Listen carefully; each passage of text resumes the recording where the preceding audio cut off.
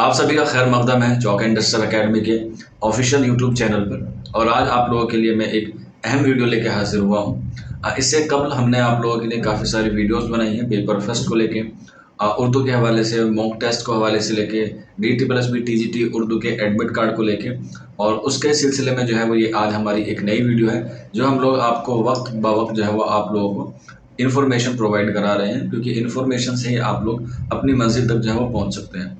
तो आज का जो हमारा सेशन होने वाला है या जो आज का हमारा ये वीडियो है वो बहुत ख़ास और बहुत अहम है, क्योंकि आज हम लोग बात करेंगे पर्टिकुलर पेपर फर्स्ट को लेके, यानी कि जनरल पेपर। सबसे ज़्यादा बच्चे जो कंफ्यूज हैं या घबरा रहे हैं वो पेपर फर्स्ट को लेके ही, क्योंकि उर्दू के जो तालिबे इल्म होते हैं उनका जो पेपर फर्स्ट होता है वो मोस्टली थोड़ा सा क्या होता है, वीक होता है अदर सब्जेक्ट के एस्पिरेंट्स के मुताबिक, अगर हम थोड़ा सा एनालाइज करें तो अब आपके एग्ज़ाम में जो है वो मुश्किल से 20-22 दिन जो है वो बाकी हैं। अब इस 22 या 20 दिन में आप क्या ऐसा कर जाएं कि आपका जो है वो सिलेक्शन हो जाए और आपका जो है वो कितना स्कोर आ जाए पेपर फर्स्ट में, जो एग्ज़ाम को या मेरिट में आने के लिए आपके लिए सफिशेंट हो। तो मैं आपको बता देता हूँ, अगर आपका पेपर फर्स्ट जो है वो थोड़ा सा भी कमज़ोर है या आपने पढ़ा नहीं है या आप किसी और वजह से जो उसे पढ़ के नहीं जा पा रहे हैं या नहीं उसकी तैयारी उस लेवल की हो पाई है जो आपने सोचा था या जो आपने किया था या जो आपने उसके बारे में स्ट्रेटजी अपनाई थी, वो जो है वो इम्प्लीमेंट नहीं हो पाई। तो अब जो है वो 20-22 दिन बचे हैं, उसमें हमें क्या करना चाहिए कि हमारा जो है वो सेफ स्कोर आ जाए। अब सेफ स्कोर की बात की जाए तो पेपर फर्स्ट में जो है वो सेफ स्कोर कितना हो सकता है या कितना रह सकता है। तो अगर हम गुज़िश्ता साल की बात करें 2021 में जब ये वैकेंसीज आई थी, तब इसका जो क्राइटेरिया था वो 40 और 40 का था, यानी कि 40% आपको पेपर फर्स्ट में लाना ज़रूरी है और 40% नंबर आपको जो है वो सेकंड पार्ट में यानी कि उर्दू पार्ट में भी लाना ज़रूरी है। लेकिन अब ये जो बाध्यता है, अब ये जो एलिजिबिलिटी है ये ख़त्म हो गई है। अब आपको दोनों पेपर में मिला के जो है वो क्या करके लाने हैं, 80% नंबर लाने हैं। लेकिन फिर भी मैं आपसे गुजारिश करूँगा कि आप पिछले वाले पैटर्न को ही मद्देनज़र रखते हुए क्या करें, तैयारी करें। इससे क्या होगा कि आपका जो पेपर फर्स्ट में ज़्यादा स्कोर लाने की जो इच्छा है या ज़्यादा स्कोर लाने से आप लोग अच्छे मार्क्स ले पाएंगे, तो वो यही तरीका है कि आप लोग अभी भी उसी पैटर्न को फॉलो करेंगे तो इंशाल्लाह आपको 100% कामयाबी मिलेगी। हाँ, ये हो सकता है कि अगर आप मान के चले कि आपने टारगेट किया कि मुझे तो सिर्फ 40% नंबर लाने ही हैं, लेकिन खुदा ना खास्ता अगर आपके 32% आ गए या 30% आ गए या 35% आ गए, तो उसमें जो है वो क्या होगा, वो नुकसान नहीं होगा। पहले से ही लोग बच्चे जो है समझ लेते हैं कि अब तो क्राइटेरिया ख़त्म हो गया, अब इसमें मेहनत करने की क्या ही ज़रूरत है। 25 भी आ जाएंगे, 30 भी आ जाएंगे, तो भी जो है वो हमारा क्या हो जाएगा, आसान काम हो जाएगा। लेकिन फिर भी मैं आपको बताता चलूँ कि इसका जो फर्स्ट पेपर का सेफ स्कोर है वो तकरीबन 45 जो है वो आपका रहेगा, क्योंकि मेरिट जो है वो इस बार हाई जाने वाली है। तो इसलिए मैं आपको पहले ही बता रहा हूँ कि आप अपना सेफ स्कोर पहले पेपर में जो है वो 45 पे जो है वो लेके मान के चलें। अगर आप जनरल कैटेगरी के हैं, अगर आप OBC के हैं या SC ST के हैं, तो अंडर 40 या बिलो 40 जो है वो आप लोग अपना सेफ स्कोर जो है वो मान के चलिए। और ये जो पहला पेपर होगा ये आपका पहली मेरिट में कह सकते हैं, क्योंकि आपको पता है DT+B 2 फाइनल कट ऑफ निकालता है या 2 मेरिट निकालता है। तो पहली मेरिट में आपको क्वालिफाई होने के लिए जो है वो कम से कम 45% नंबर जो ज़रूरी होते हैं, क्योंकि सेकेंड जो कट ऑफ आएगी उसमें जो है वो जो कट ऑफ होती है या मेरिट होती है उसमें जो है वो चांसेस होते हैं हाई जाने के। तो इसलिए आप लोग क्या करें, अभी से जो है वो अपनी स्ट्रेटजी ये रखें कि हमारे 45% नंबर आ जाए फर्स्ट पेपर में। अगर नहीं भी आते तो घबराने वाली बात नहीं है, क्योंकि अब ये क्राइटेरिया ख़त्म हो गया। अब जो मेरिट बनेगी वो आपको दोनों पेपर को मिला के बनेगी। तो ये हुआ आपका सेफ स्कोर। अब अगर चाहते हैं कि हमारे तो इतने आएंगे ही नहीं, क्योंकि ना तो हमारा मैथ अच्छा है, ना ही हमारी इंग्लिश अच्छी है, और GS तो किसी की अच्छी होती भी नहीं है, खासतौर पे क्योंकि उसका जो सिलेबस है वो बहुत वाइड होता है। तो ले देखिए आपके पास 2 ही सब्जेक्ट बनते हैं और वो है आपके रीजनिंग और हिंदी। अगर हम इन दोनों का टोटल करें तो 40 में से जो है वो आपको नंबर मिलेंगे, 20 हिंदी के आएंगे और 20 जो है वो आपके रीजनिंग के आएंगे। अगर आप 20 दिन में इन दोनों ही सब्जेक्ट को अच्छे से कवर कर लो, इनकी जितने भी टॉपिक हैं वो आप क्या कर सकते हैं, उसको डेली प्रैक्टिस करें। प्रैक्टिस करने के लिए मैंने आपको एक बुक रिकमेंडेशन की थी पिछली वीडियो में, आप वहाँ जाकर जो है वो उस बुक को जो है वो परचेज भी कर सकते हैं।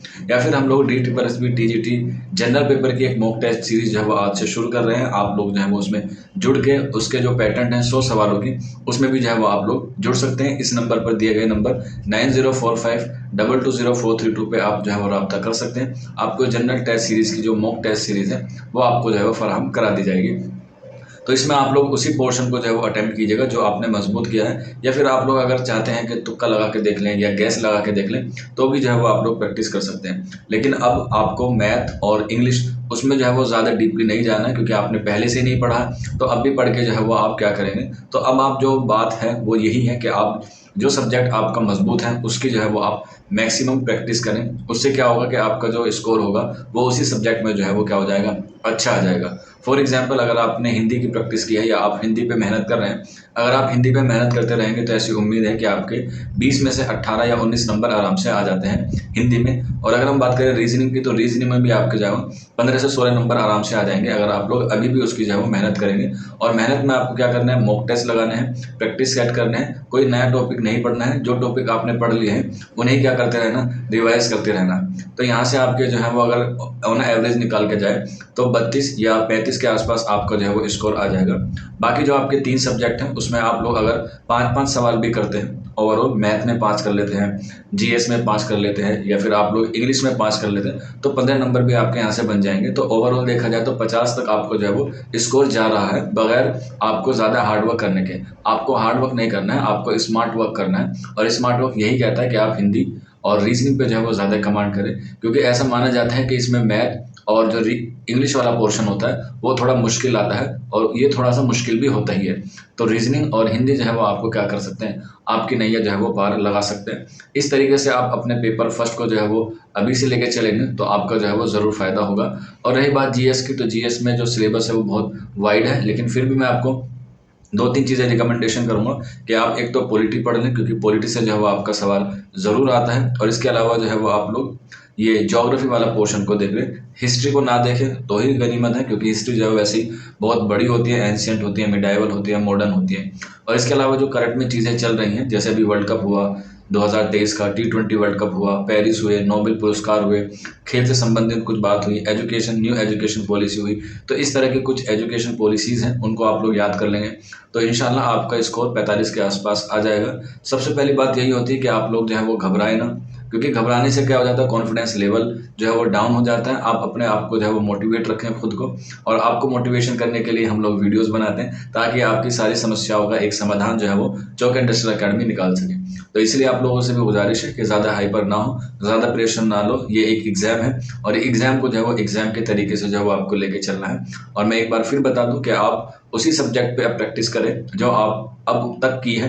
कोई नया सब्जेक्ट या नया टॉपिक जो है वो चूज़ ना करें, क्योंकि इससे जो आपका पहले वाला सब्जेक्ट है वो वीक हो जाएगा, और जो आप नया शुरू करेंगे वो ऑलरेडी क्या हो जाएगा, वो भी वीक हो जाएगा। तो इन 2 बातों को ध्यान में रखते हुए आप लोग क्या कर सकते हैं, अपने फर्स्ट पेपर की तैयारी कर सकते हैं। और ये नीचे दिया गया नंबर है, इस पर आप जो है वो किसी भी तरह की इन्फॉर्मेशन ले सकते हैं, या फिर आप लोग नीचे कमेंट बॉक्स में भी हमसे पूछ सकते हैं। आज की वीडियो में इतना ही था, मिलते हैं आप लोगों से जल्द ही नेक्स्ट वीडियो में। शुक्रिया फॉर वॉचिंग दिस वीडियो।